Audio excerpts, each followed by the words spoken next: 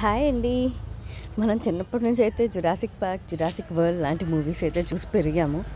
Especially నాకైతే dinosaurs అంటే చాలా ఇష్టం. చిన్నపిల్లలు అయితే భయపడతారు, బట్ 10 ఇయర్స్ వాళ్ళైతే చాలా ఎంజాయ్ చేస్తారు. నేనైతే రీసెంట్ గా ఒక ఇన్స్టా పేజ్ లో అయితే చూసానండి. డైనో వరల్డ్ అని చెప్పేసి అని బీచ్ రోడ్ లో అయితే పెట్టారంట రీసెంట్ గా. సో దానికైతే వెళ్ళాను.